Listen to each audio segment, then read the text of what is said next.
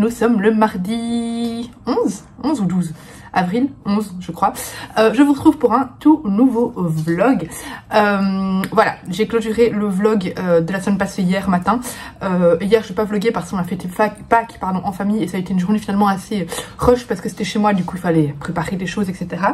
Par contre j'ai lu pas mal de choses depuis la clôture de ce dernier vlog. Donc écoutez, je vais commencer directement avec des avis de lecture puisque j'ai lu 3 BD. Ah, je sais pas, je vais vous montrer. J'ai reçu hier de ma soeur un petit cadeau d'anniversaire. En fait, le gros cadeau que je dois recevoir, gros cadeau, oui. Je le reçois, c'est un cadre de chez Alvernia Forest, mais je l'ai pas encore reçu. Je l'avais commandé moi-même parce que je commandais des choses en même temps. Comme ça, on économisait les frais de port. Mais ça arrivera cette semaine. Mais voilà, j'ai reçu. Elle m'a commandé les cartes recettes que je voulais trop de chez Caro from Woodland. Donc, ils sont toutes extraites de son livre Mon printemps cosy. Voilà, juste pour vous montrer ça. Mais je suis trop contente. Le printemps est là, il fait super beau aujourd'hui. Hier il a fait dégueu, mais aujourd'hui il fait super beau, je suis super heureuse. Alors niveau lecture, alors j'ai presque fini Sous la porte qui chuchote, donc je vous en parlerai quand j'aurai fini parce qu'il me reste genre 50 pages, quelque chose comme ça. Mais j'ai lu 3 BD. J'ai commencé par Onibi, qui est un mélange de BD, manga, carnet de voyage. C'est écrit par l'Atelier Sento, c'est ceux qui ont fait, je les ai juste sous la main ici, ne fais pas tomber ton téléphone, qui ont fait... La fête des ombres, que j'avais adoré, c'était sublime. Et ici du coup c'est... Hop, ça s'intéresse tout autant au folklore, ça s'il te plaît, au folklore japonais. Ici on suit l'Atelier Sento et ils sont représentés eux, donc ça c'est, ils sont deux pour l'Atelier Sento. Et du coup, en fait ils sont inspirés d'un de leurs voyages au Japon. Pour en faire un espèce de carnet de voyage, mais mêler un peu un côté mystique et folklorique japonais. En fait on a, je ne sais plus son nom, mais on a la petite dame qui va aller dans une boutique et qui va acheter un appareil photo qui est un appareil photo double, donc avec deux objectifs, et le vendeur va lui dire cet appareil photo permet de prendre en photo les... Ah, je sais plus, chut, de prendre en photo c'est des espèces de fantômes japonais, les yokai, voilà, les yokai.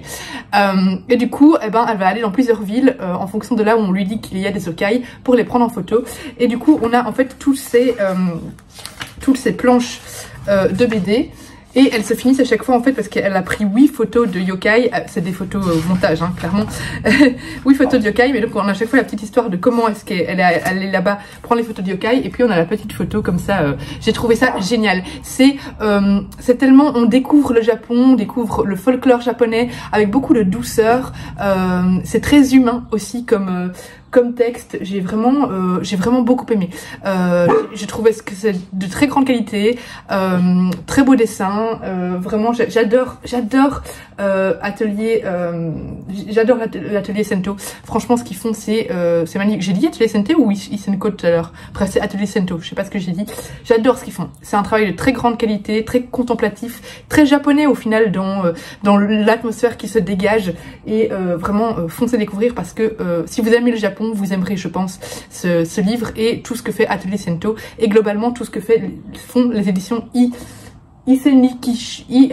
Isekinisho.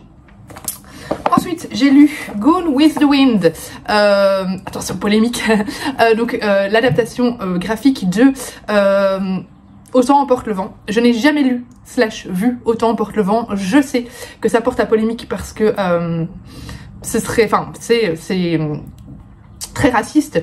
Après moi à partir du moment où ça dénonce l'esclavage, voilà, je sais pas du tout comment est traité le roman, je ne sais pas du tout juger l'œuvre originale. Ici je peux dire que les chiens me saoulent. Je peux dire que je suis désolée, vous êtes vraiment mis de manière bancale, donc vous avez un bout de BD, mais bon c'est pas très grave. En fait ici on suit, pour ceux qui ne connaissent pas Autant n'importe le vent comme moi, on suit une jeune femme au début de la guerre de sécession, donc en 1861. L'homme qu'elle a toujours aimé va se marier avec Mélanie et elle est complètement désespérée et elle va épouser par dépit un autre homme qui va mourir 2 mois plus tard parce que c'est la guerre de sécession. Et donc voilà, on est chez les sudistes, donc on est clairement dans le camp des abrutis. Bon, je mets tout blanc tout noir ici. Tous les sudistes n'étaient pas mauvais, mais globalement les sudistes c'est quand même ceux qui étaient pour l'esclavage et qui avaient des propos très dérangeants. Et clairement le personnage qu'on suit a des propos extrêmement dérangeants à plusieurs endroits. Très raciste, très esclavagiste. Mais c'est un personnage qui pense ça. Ça veut pas dire que les auteurs pensent ça. Donc c'est pour ça que moi, là, je nuance dans le sens où oui, ces propos sont problématiques, mais en même temps, les sudistes ont existé, ces propos ont existé, donc c'est plus un témoignage historique que je trouve d'autant plus important parce que ça montre comment, et c'est glissé de manière très insidieuse parce que c'est dans leur quotidien en fait. Ils disent des choses genre à un moment il y a un esclave, si tu fais pas ça bien je vais te vendre, des trucs comme ça qui sont très problématiques, mais c'est ce qui était dit à l'époque et justement ça permet d'avoir un travail de mémoire, de ne pas oublier ce qui s'est passé et voilà. Par contre je trouve que peut-être qu'il faudrait ajouter un petit warning au début pour dire attention c'est historique, il y a des propos qui sont clairement pas ok, mais voilà, c'est comme ça que ça se passait avant. Au niveau de l'histoire, du coup, j'ai détesté le personnage de Scarlett. Je ne sais pas si c'est un personnage qui est aimé, mais moi, je la déteste. Cette fille est insupportable. Déjà, elle est raciste, et en plus, elle est juste égocentrique, égoïste, elle est insupportable, je l'ai détestée. Mais voilà, j'ai beaucoup aimé en fait le côté historique de l'histoire. J'adore la guerre de sécession, je trouve ça très intéressant. L'histoire de l'Amérique est très intéressante en général. Et voilà, j'ai trouvé que c'était un ouvrage très bien fait, c'est un tome 1, ce sera une duologie. Et les dessins sont juste splendides. Je ne sais pas si je pense que j'ai filmé des petites planches, mais je vais vous montrer quelques dessins. Mais j'ai vraiment accroché aux illustrations, au style. Voilà, c'est très style américain de la fin du 19e siècle, enfin, ouais, moitié fin du 19e siècle. Il y a des scènes à des moments qui sont juste magnifiques, avec des magnifiques paysages. J'essaie d'en trouver une. Voilà, ici par exemple, elles vont travailler dans les champs, j'adore les paysages. Voilà, il y a des scènes encore plus contemplatives, mais voilà, c'est une très belle BD d'un point de vue historique et surtout un très bel ouvrage au niveau des illustrations. Est-ce que ça retranscrit bien Autant n'emporte le vent, je ne sais pas vous dire, mais en tout cas, j'ai beaucoup aimé. Et enfin, j'ai lu Un été d'enfer qui m'a été offert par Céline, donc collé comme l'encre à mon anniversaire. C'est un ouvrage graphique qui était dans ma liste, dans ma wishlist depuis très longtemps. Je pense que c'est A Book and a Cup qui en avait parlé dans une vidéo il y a bien 3-4 ans. Et il me tentait. Et j'allais l'acheter un moment en anglais. Et puis finalement, j'ai jamais craqué. Et du coup, Céline me l'a offert à la foire du livre pour mon anniversaire. Ici, on suit c'est une histoire inspirée du vécu de l'autrice, mais elle a tout retravaillé, voilà, c'est romancé quand même, enfin romancé, oui. Donc ici, on suit une jeune fille qui est russe et qui habite en Amérique. Et en fait, sa famille n'est clairement pas aisée, elle vit seule avec sa mère et son frère, leur père est parti sans leur donner le moindre sou. Et sa mère galère un peu. Sauf que toutes ses amies américaines, elles sont, on voit qu'elles sont aisées, qu'elles n'ont pas le même mode de vie qu'elle, la même aisance de vie qu'elle. Et donc, à un moment, elle a un anniversaire avec ses petites filles, et clairement, elle est en décalage. Elles ont toutes des poupées de luxe, etc., qu'elle n'a pas. Et elle se sent vraiment rejetée. Un jour, elle va avoir son anniversaire, elle va être super excitée, elle va les inviter, mais elles vont toutes se comporter... En fait, on voit que c'est des enfants pourri gâtés, qui dès qu'elles n'ont pas la luxure, leur luxure quotidienne, eh bien ça ne leur plaît pas. Et donc elles n'ont pas été des pestes en mode méchante avec elles, mais on voit clairement que elles font pas d'efforts pour s'amuser en fait. Elles vont partir en pleine nuit, bref. Ces petites filles-là, tout leur été, elles font des choses, plein d'activités, elles vont en camp ou autre. Sauf que notre petite, comment elle s'appelle encore, Vera, elle, c'est Vera, hein? Oui, Vera, elle ne fait jamais rien en été. Et à un moment, elle va demander à sa mère d'aller dans un camp. Et elle va aller dans un camp russe aux États-Unis. Hein, c'est, je ne sais plus où c'est aux États-Unis. Voilà. Du coup, c'est un camp scout en fait. Et ben, on va la découvrir dans ce camp, à essayer de se faire des amis, à être rejetée. Et puis, enfin voilà, elle va essayer de faire plein de choses pour être acceptée dans une bande d'amis. Voilà, j'ai beaucoup aimé. J'ai trouvé ça vraiment très chouette. On se sent en été. On est en pleine nature, c'est dépaysant. On aborde en même temps la problématique de l'amitié et de essayer de s'intégrer à un groupe. Jusqu'où on est prêt à aller pour s'intégrer à un groupe d'amis. Est-ce que tenter d'acheter de l'amitié, c'est vraiment une bonne idée ou pas? Vraiment, j'ai beaucoup aimé cette petite BD. Ça rappelle un peu les moments scouts, les colonies de vacances, etc. Vraiment, il y a un moment, enfin, c'est vraiment un sentiment de nostalgie en lisant ce texte. Et ouais, franchement, j'ai adoré. C'est vraiment un roman qui nous fait nous sentir en été, qui nous réchauffe, avec des sujets très intéressants abordés. Voilà pour mon petit point lecture de début de vlog. Aujourd'hui, j'aimerais bien lire celui-ci, ce petit livre. J'aimerais bien avancer dans ma pile à lire et donc lire plein de petits livres cette semaine. Donc voilà, j'espère pouvoir vous proposer du coup pas mal de choses, plein de petits livres, plein de petites BD. Donc écoutez, ici c'est Arthur Séverin, le tome 1 des pouvoirs bien encombrants chez Gulfstream. Je vous tiens au courant de ma lecture. Là maintenant je dois travailler, clairement il est 29, je commence à 30. Mis tout à l'heure, Sous la porte qui chuchote. Quelle belle lecture. Ici en fait on va suivre un homme assez détestable qui est avocat et pas du tout altruiste, pas du tout sympathique. On le suit dès le début en train de licencier une de ses employées, mais vraiment d'une manière des moins empathiques au monde. Et en fait on apprend que, il me semble que c'est le lendemain, Wallace meurt d'une crise cardiaque et en fait il va assister à son enterrement. Et à son enterrement, il va voir que, il y a quasi personne. Et les personnes qui sont là en ont rien à carrer de sa mort.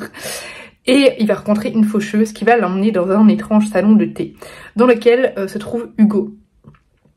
Hugo a la particularité, enfin c'est un passeur en fait, et il a la particularité de pouvoir communiquer avec les morts et il doit les aider à passer à l'étape suivante. May, donc c'est une faucheuse, M-E-I, May. Et du coup, Wallace va rester un petit temps dans ce salon de thé avec Hugo, May et Nelson, le grand-père d'Hugo. Et en fait, petit à petit, il va changer, en fait, au fur et à mesure de ses contacts avec ses personnages et des différentes choses qu'il va apprendre bien sur la mort, sur les différents, enfin d'autres protagonistes qui vont intervenir dans le texte. Et c'était une histoire tellement belle, tellement touchante, tellement universelle, qui parle de deuil notamment.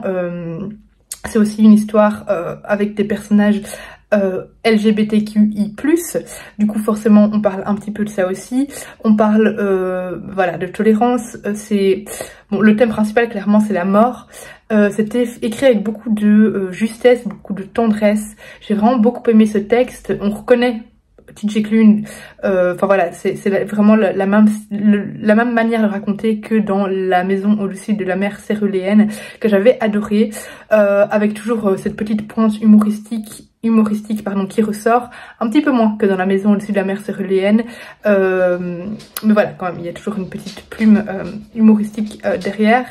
Voilà, c'est juste des superbes réflexions sur la vie, tout simplement, et j'ai beaucoup aimé l'évolution de Wallace, qui est fait de manière très... Enfin, je trouve que son évolution est vraiment bien amenée. Enfin voilà, j'ai trouvé que les personnages étaient attendrissants, les relations qui se nouent entre elles sont juste belles, vraiment très très très émouvantes. C'est juste une histoire qui est sublime en fait, on se laisse complètement emporter, ça aborde des thèmes difficiles forcément, mais j'ai pas ressenti l'angoisse face à l'absurdité de la vie, face à la mort, etc. qu'on peut ressentir dans certains romans qui traitent de ce sujet. Ici, malgré la difficulté des thèmes, j'ai eu l'impression d'être dans une bulle de réconfort, tellement l'auteur nous enveloppe en fait, tellement il nous... ouais, vraiment, tellement il nous enveloppe dans un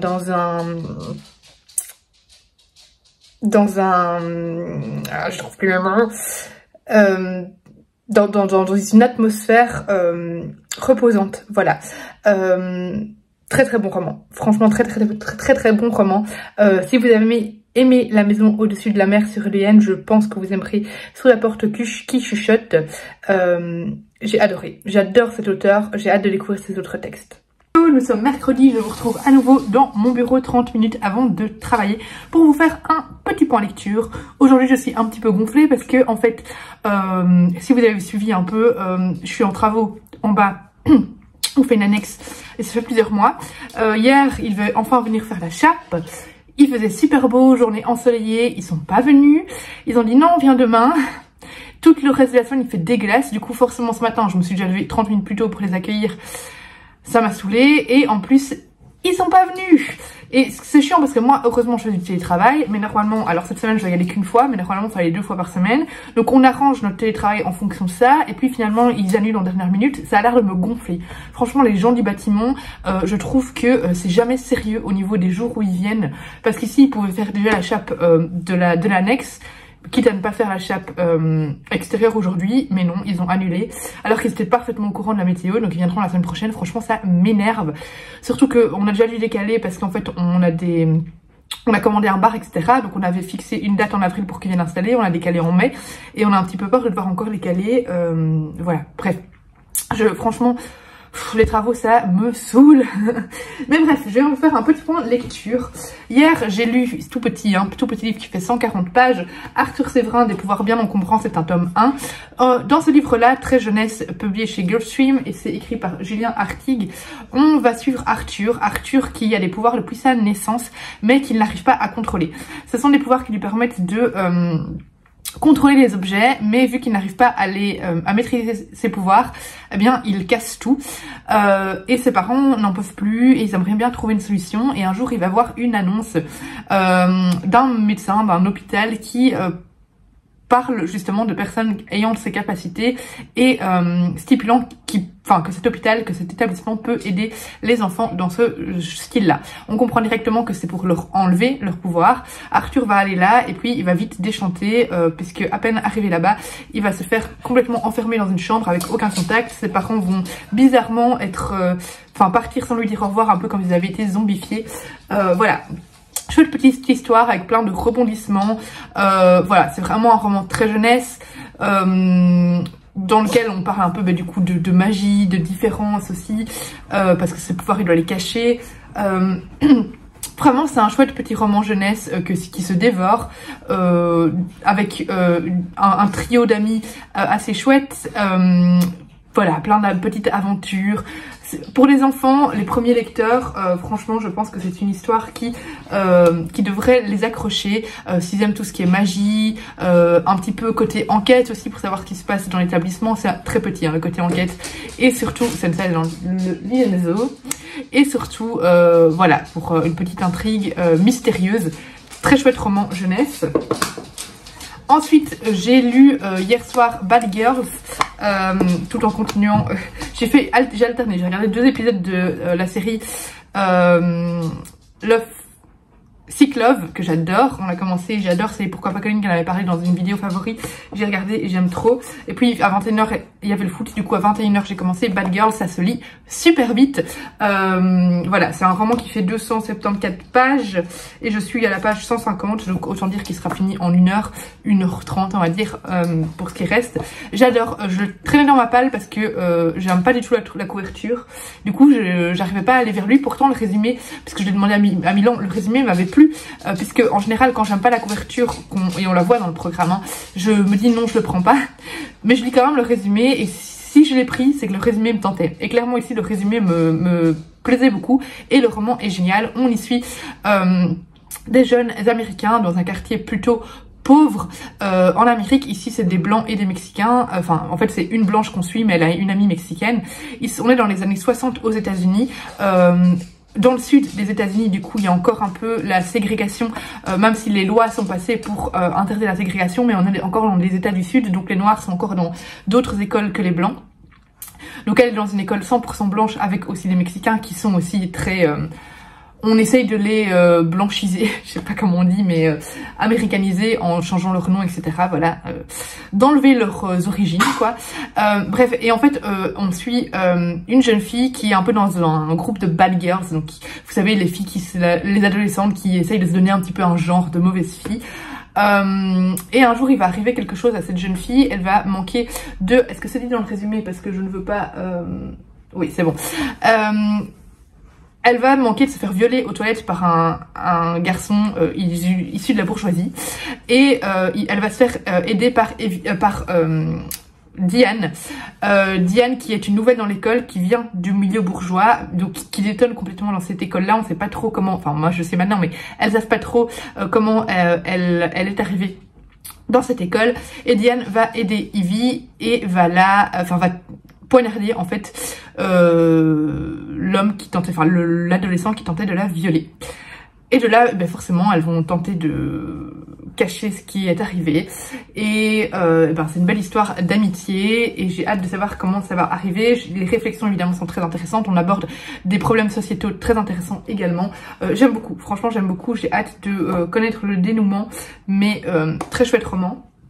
Et en parallèle, j'ai commencé, mais j'ai lu 30 pages, 27 pages, Chronique de l'érable et du cerisier, parce que je dois le lire. Ça fait une éternité que je l'ai dans ma pile à lire, mais je le sors pas. Pourtant, je sais que je vais adorer. Mais en fait, là maintenant, chez Gallimard, ils sortent le tome 3. Je l'ai demandé en service presse pour me pousser à enfin lire le tome 1 et pour du coup enchaîner avec le tome 2 que je dois encore acheter. Mais voilà, j'ai demandé le tome 3, donc il faut que j'ai lu le tome 1 et 2 d'ici la sortie. Je crois que c'est en mai ou juin, je sais plus quand il sort. Non, je crois que c'est en mai. Donc voilà. Ici, on nous emmène en Asie, en Chine. C'est en Chine ou je ne sais plus maintenant. Et bref, en Asie, mais c'est au Japon. Les samouraïs, c'est au Japon, hein. J'ai un doute maintenant. Il me semble que c'est au Japon, les samouraïs. Mais j'ai peur de dire des conneries. Il me semble que c'est au Japon. Donc voilà, on est en Asie. Et on va suivre ici Ichiro qui a été adopté très jeune par un samouraï parce qu'il était sans parents. On sait pas trop voilà, s'il a été abandonné ou quoi, mais il est sans parents. Et du coup, il va suivre un apprentissage auprès d'un samouraï, d'un maître samouraï qui l'a élevé. Voilà, j'en sais pas plus pour le moment parce que je ne suis qu'à 27 pages et que je n'ai pas relu le résumé. Donc voilà, mais je sens que je vais adorer. Et regardez-moi comme le jaspage est super beau. T'as vu Steph? J'ai dit jaspage, j'ai retenu le mot. Je viens de vérifier, c'est bien le Japon. J'avais un doute, hein. Pour moi samouraï c'était bien le Japon. C'est bien le Japon. Et j'ai vérifié dans le livre, ça se passe pas, je dis bien le Japon aussi. Je sais pas pourquoi j'ai eu un doute d'un coup, mais c'est bon, j'étais dans le bon. DPD est passé et j'ai été ultra gâtée. D'abord parce que j'ai reçu le dernier Eric Emmanuel Schmitt, donc le défi de Jérusalem. Je ne savais pas du tout si j'allais le recevoir parce que, comme vous savez, avec Albin Michel, quand il y a beaucoup de demandes, ils envoient pas à tout le monde les SP vraiment très demandés. Par exemple, le Stephen King, je ne sais pas si je vais le recevoir, mais je suis trop contente du coup d'avoir reçu le Albin Michel. Et j'ai été gâtée, j'ai reçu la box de Clarisse Sabar autour donc de son nouveau roman. Un air d'éternité qui est dédicacé, je suis trop contente. Dans la box, on avait une trop belle bougie, voilà, avec des petites fleurs, un air d'éternité. Et ici, c'est une bougie donc fleurie qui sent mais une merveille, vraiment. Il y avait des petites photos, trop jolies.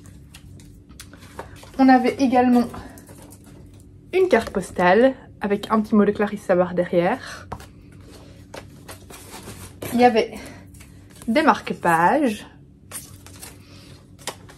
Et on avait, bien que ça, j'avoue que j'en ai déjà 50 000, du coup je commence à avoir un peu trop de tote bag.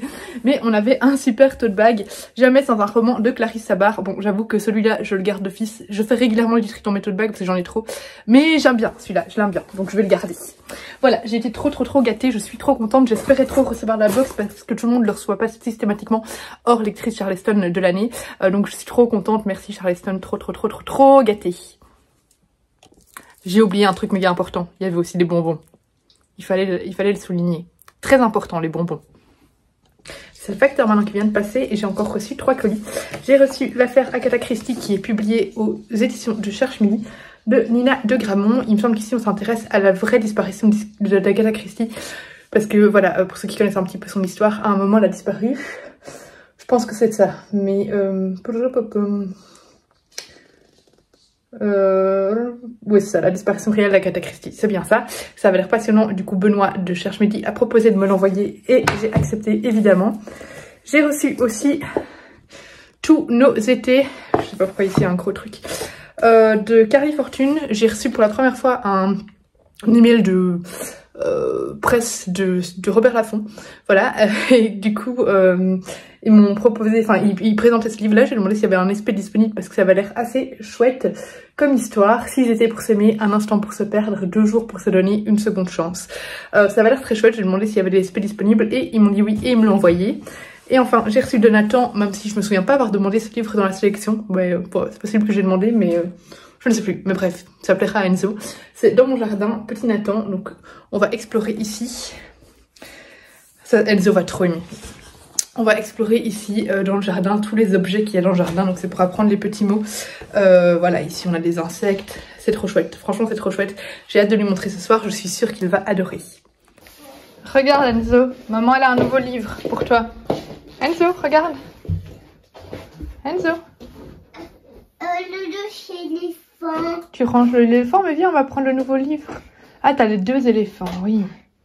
Eh, viens, regarde. Non, il y a 2 éléphants. Il y a 2 éléphants, oui.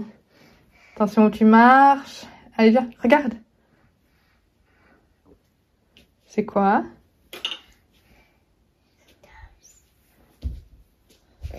C'est un nouveau livre? Ça, c'est pas une carotte, c'est un poivron. Mais ça, c'est... Elle est où la carotte? Elle est où la carotte? Allez, tu sais où est la carotte? Elle est où? Eh, attends! Ça, c'est la carotte. Elle est là, la carotte. Oui. Et là, c'est plein d'insectes. Il y a un papillon ici. Oui, un papillon, c'est les ailes de papillon comme Enzo il a eu pour son spectacle. C'est vrai, tu as raison. Et ça aussi, un papillon. Ça aussi, c'est un papillon. Ça. Comme ça dans le dos. Ici, c'est qui? C'est une libellule. C'est aussi. Elle a aussi des ailes, oui. Regarde, on va regarder un peu une autre page ici. Qu'est-ce qu'on a comme animaux? Des grenouilles. Une grenouille. Et quoi d'autre? Il y a ça, c'est Une limace. un limace. Ça, c'est les raisins. Oui. Un lapin. C'est pas un lapin, c'est un chat.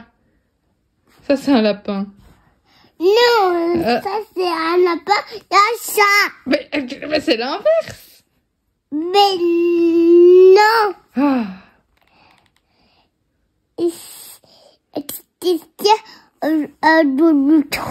C'est une taupe. Hello, on est mercredi, il est 20h moins quart et je vous fais un petit point lecture. Au niveau de les chroniques de l'érable du cerisier, je suis à la moitié et j'aime vraiment beaucoup. Ici, on est vraiment dans un roman historique mais sans rentrer profondément dans l'histoire du pays non plus. On suit du coup ce jeune apprenti samouraï qui va se retrouver seul finalement du jour au lendemain pour diverses raisons. Vous lirez le livre pour savoir pourquoi, je ne veux pas trop vous spoiler. Mais du coup, il va devoir apprendre à survivre relativement tôt. Voilà, parce qu'il est assez jeune quand il se retrouve seul. Et il va être confronté du coup à la dure réalité des pauvres du Japon, on va dire, des gens sans revenus, sans ressources. Voilà, il va être vraiment un enfant des rues. Et voilà. J'aime beaucoup, vraiment j'aime beaucoup. C'est très lent, mais en même temps je trouve que c'est ce qui retranscrit bien l'ambiance des romans japonais, qui est en général très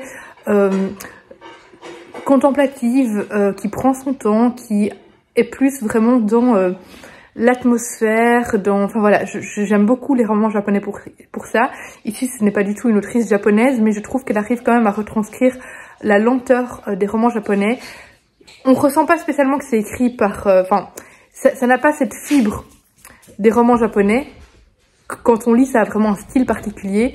Ici, c'est vraiment un roman historique relativement calme, relativement lent au niveau de ce qui arrive. Mais voilà, je trouve quand même qu'on se sent au Japon. Et c'est très intéressant, j'aime beaucoup le personnage principal et j'ai hâte de savoir où vont lui mener ses aventures. Il y a aussi un petit côté politique aussi, puisque enfin voilà, on a installé un petit peu un contexte politique. Et ben les samouraïs, c'est évidemment lié à la royauté ou que sais-je. Du coup forcément on imagine bien qu'à un moment ça va aller creuser un petit peu plus loin là-dedans. J'aime beaucoup. Bref, je suis à la moitié de ça. Mais j'ai fini par contre Bad Girls de Jennifer Mathieu. Je m'attendais tellement pas à aimer à ce point-là ce roman. Je lui ai mis 18 sur 20, ça aurait presque pu être un 19 sur 20, honnêtement. C'était vraiment poignant, c'était puissant, c'était incroyable. J'ai adoré ce texte, et les personnages de ce roman, c'est une belle histoire de sororité, d'entraide féminine, et ça fait du bien d'avoir de l'entraide féminine, parce que même avec des personnages ici donc qui sont des bad girls d'un milieu assez pauvre et qui se donnent un peu un genre, forcément elles voient les good girls, on va dire, d'un œil assez mauvais, et en fait finalement c'est des personnages finalement assez matures pour leur âge. Voilà, j'ai trouvé ça très très bien écrit, très bien amené. J'ai beaucoup aimé du coup Enfin, en fait, on montre vraiment... Ici, on est en plein les années 60, donc il y a déjà des... c'est pas notre époque, mais même à notre époque, hein, il y aurait encore ce problème-là. Mais le fait que les femmes aient peur, en fait, en toute légitime défense, elles se sont défendues et ça s'est fini par... Enfin, c'est mal fini pour les garçons qui tentaient de violer. Mais en fait... Elles ont peur parce que c'est un monde d'hommes et c'est toujours le cas quand même maintenant, même si on évolue un peu. Ben, en fait, enfin, je suis sûre que vous voyez ce que je veux dire. Que on prenne pas en compte le fait que elle était en train de se faire violer et que c'était de la légitime défense. Et du coup, je comprends leur peur enfin, le fait qu'elle se soit enfouie en fait. Et c'est très intéressant. Et j'ai beaucoup aimé l'amitié de toutes ces filles, de toutes ces jeunes filles dans le roman. À la fin, il se passe un truc, je m'y attendais tellement pas, j'étais choquée. Vraiment, j'étais choquée.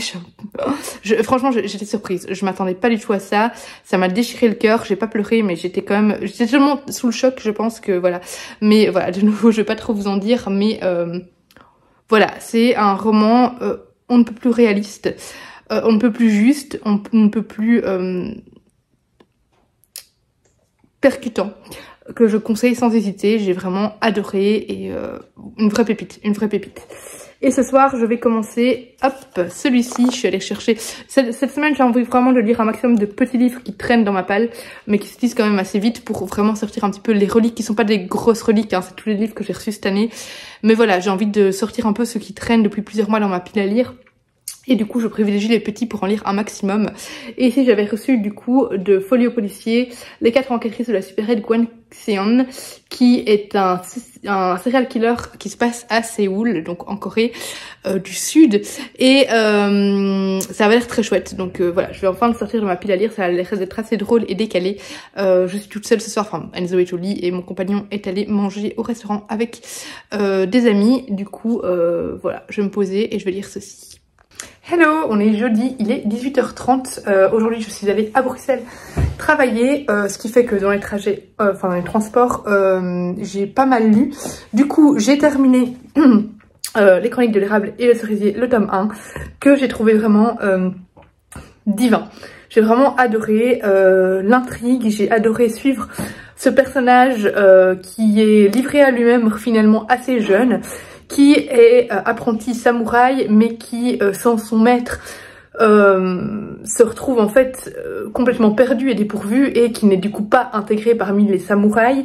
On le retrouve vraiment, enfin il va devoir se débrouiller, arriver à se trouver un boulot, à se faire prendre au sérieux par des gens un peu plus âgés, et voilà, on suit vraiment son histoire, et j'ai vraiment beaucoup aimé ce voyage à travers le Japon de l'époque. Je ne sais pas exactement en quelle année c'est, mais c'est du Japon plutôt, voilà, du XVIIe siècle. Donc voilà, c'était vraiment un très bon roman. Je vais lire le tome 2 avec beaucoup de plaisir. J'ai vraiment hâte de découvrir le tome 2, hâte de voir où est-ce que ça va nous emmener, enfin, au niveau de l'intrigue, que ce soit au niveau de l'évolution des personnages qu'au niveau politique. Voilà, vraiment très très bon texte, très belle plume, j'ai adoré. J'ai lu et fini, ça s'est lu très vite, Les 4 enquêtrices de la super-aide Gwen Seon. Alors, le dénouement est extrêmement facile à deviner dès le début. Je vais éternuer. Non, Enzo, laisse ça à maman. Prends celui-là si tu veux, voilà. Dès le début j'avais deviné, hein, mais ce n'est pas très grave parce qu'au final, je pense qu'en fait c'est un peu un mix. Non, prends les autres s'il te plaît. C'est un mixte entre Cozy Murder, mais Cozy Murder sanglant quand même, parce qu'en fait, dans les Cozy Murder, il n'y a pas toutes les scènes de sang, etc. Ici, clairement, on a des scènes un petit peu plus morbides. On va suivre vraiment un tueur en série, et dans les descriptions, ça peut être quand même assez intense. Mais voilà, on est quand même sur des enquêtrices qui ne sont pas des policières. On est en Corée, j'espère que le bruit, Enzo fait beaucoup de bruit. On est en Corée du Sud et on va suivre quatre amies qui se retrouvent, sont des mères de famille qui ont un job à mi-temps, si j'ai bien compris, et qui se retrouvent tous les soirs pour coudre des boutons sur des nounours en peluche. Et en fait, dans leur résidence, il y a un... Oui, parce qu'elles sont toutes dans la même résidence. Il y a un pervers, en fait, qui sévit depuis plusieurs mois et qui est exhibitionniste, mais ça va de plus en plus loin. Il va de plus en plus... au début, il montre ses parties intimes et puis il va de plus en plus loin. Et elle décide de mener l'enquête et de créer, en fait, une espèce de groupe d'enquêtrices sachant qu'enquêtrice ce n'est pas un métier qui existe en Corée du Sud, en tout cas dans le livre, mais j'imagine que ça ne va pas exister en vrai également, et elles vont mener l'enquête et en fait finalement elles vont se retrouver liées à un tueur en série, et c'était juste génial parce que au final je m'attendais à quelque chose de très drôle, c'était pas spécialement très drôle, je m'attendais à quelque chose de plus léger on va dire, c'était pas du tout léger, mais par contre il y a un petit côté décalé parce qu'on a vraiment ces mamans, ces mères de foyer qui vont mener l'enquête, et du coup c'est pas drôle mais c'est quand même assez Enzo, c'est assez inattendu et ça a été une très belle surprise. Et j'aime beaucoup parce qu'on est vraiment plongé quand même dans vraiment dans la Corée du Sud, parce que même dans la manière de parler c'est drôle, mais par exemple quand elles parlent de leur mari, c'est toujours le père de, et elles donnent le nom de leur enfant. Donc par exemple, moi je parlerai de mon compagnon, et ben quand elles parlent entre elles de leur compagnon, c'est le papa d'Enzo. Et même entre elles, quand c'est au téléphone, enfin quand elle est au téléphone avec son mari, elle est là, oui le papa d'Enzo, c'est trop bizarre. Mais c'est drôle du coup parce qu'on est vraiment plongé dans cette Corée du Sud, et c'était vraiment, c'était savoureux comme petite histoire. C'est vraiment un roman policier qui a plein de rebondissements, une enquête sympathique, beaucoup plus gore, glauque que les causes mystérieuses habituelles, mais vraiment j'ai trouvé ça vraiment très sympa. Et j'ai commencé, mais je suis à 47 pages, je crois, Sans foi ni loi de Marion Brunet, parce que le train avait quand même pas mal de retard. Du coup, j'ai pu... heureusement, j'avais pris un autre livre sur moi, parce que je voulais prévoir le coup. Et j'ai bien fait. Du coup, j'ai pu lire, avancer 47 pages de Sans foi ni loi. Ici, on n'est plus du tout en Asie. En fait, je remarque que j'ai lu pas mal de lectures asiatiques dans ce vlog-ci. Ce sera pas un thème, parce qu'il n'y a pas eu que des lectures asiatiques, mais il y a pas mal de lectures asiatiques quand même, pas mal au Japon même. Mais bref... ici c'est pas du tout en Asie, je crois qu'on va être aux États-Unis. On va suivre ici on va suivre ici une hors-la-loi. C'est un peu ambiance western. D'accord, on est dans une ambiance western, on va suivre une hors-la-loi qui va kidnapper... Enzo, j'ai pas envie que t'abîmes ce livre de Rola. Non, donne ce livre, Enzo, abîme un autre, mais pas les chroniques de l'érable et du cerisier. C'est un beau livre. Oui, parce que celui-là c'est un beau livre. Maman l'aime beaucoup. Tu peux... oui, mais pas celui-là non. Enfin, si, prends celui-là. Mais je te demande pas encore de le prendre en photo. En fait, n'abîme rien. C'est simple. Prends le carnet si tu veux. Qu'est-ce que je disais? Oui, donc on le suit, c'est l'ambiance western. On suit une hors-la-loi qui va... qui a fait un braquage dans une banque et qui va kidnapper... pour pouvoir échapper au shérif, un jeune homme de 16 ans, je pense qu'il a 16 ans, et du coup ils vont partir ensemble, c'est un peu son otage, mais on a un peu l'impression qu'il est un peu là quand même de bonne volonté finalement. C'est tout ce que j'ai pour le moment, comme voilà, c'est très court comme précis, hein, c'est 230 pages je crois, 236 pages, et je suis qu'à 47 pages, donc j'ai pas encore grand chose à vous dire, mais j'aime beaucoup la plume pour le moment. Et sinon j'ai reçu 2 romans et j'ai vraiment envie d'enchaîner avec celui-là après, c'est pour ça que de nouveau lecture asiatique. Non Enzo, ça casse ça. C'est le restaurant des recettes oubliées de Hisashi Kashiwai, qui est un auteur japonais, et donc c'est aux éditions de Nami, qui donc appartient au groupe Le Duc, et donc vraiment c'est un récit très court et qui va faire du bien je pense, donc j'ai vraiment envie de le lire après. Enzo, ne casse pas. Et j'ai reçu À point fermé de Amélie Antoine, publié chez Syros. C'était la community manager chez Syros qui m'avait contacté pour me faire découvrir les nouveautés. J'en ai choisi 2, les Sœurs Lakota que je vous ai déjà montré, et celui-ci. Donc voilà, c'est des livres assez courts que j'espère ne pas laisser trop longtemps dans ma pile à lire. Au petit point lecture, nous sommes vendredi et j'ai fini Sans foi ni loi de Marion Brunet, qui n'a pas été aussi bien que j'espérais. J'ai bien aimé, mais j'ai pas accroché plus que ça. En fait, c'est un roman très bien écrit, c'est vraiment une ode à la liberté. On est vraiment plongé, immergé au western, aux États-Unis, mais vraiment dans une ambiance western, avec ici des hors-la-loi. On a un peu tout le côté, oui voilà, hors-la-loi, prostitution, etc. Des États-Unis. C'est vraiment, on est immergé, ça c'est sûr et certain. L'histoire est sympathique. Les personnages sont sympas aussi. C'est époustouflant au niveau des paysages, des paysans, et c'est un vrai voyage dans le temps aussi. C'est juste que j'ai pas réussi à accrocher à 100% à l'intrigue et à m'attacher vraiment aux personnages. J'ai pas aimé, j'ai aimé, mais ça me restera pas en mémoire pendant très longtemps. Voilà, c'est le genre de lecture, pour moi c'est un 16 sur 20, une bonne lecture mais qui va pas me marquer. Je m'attendais à mieux en fait, je m'attendais à être plus prise dans le texte, mais ça reste très bien écrit, vraiment très belle plume, et surtout je trouve que on a vraiment l'impression d'être sur place. Je sentais cette chaleur américaine vraiment enfin voilà tout. J'avais l'impression de sentir, j'arrive pas de sentir, vous savez, la poussière des westerns, de voir défiler devant moi vraiment comme un film d'action certaines scènes. Il y a certains moments assez violents, même si ça reste un livre jeunesse, du coup c'est pas fortement décrit dans les détails. Voilà, mais c'était bon, mais j'ai pas réussi à accrocher à 100%. C'est une vraie ode à la liberté, avec ce personnage qui a toujours vécu auprès de son père, un père qui est pasteur, c'est un religieux, mais je ne sais plus, c'est révérend, je pense qui est révérend et qui a toujours été très sévère envers lui. Et en fait, quand du coup Garrett va se faire enlever par Abigail Stenson, et ben en fait ça va être pour lui le moyen de se libérer de son père et de découvrir une autre vie, de s'affranchir en fait entre guillemets, voilà, au final il va plus vraiment être un otage, il va plus du tout être un otage et il va vouloir garder cette vie là, cette vie sans attache en fait. Et voilà, je trouve que il y a aussi une chouette histoire d'amitié dans l'histoire. Voilà, c'était bien écrit, c'était bien, mais pas la lecture la plus marquante pour moi.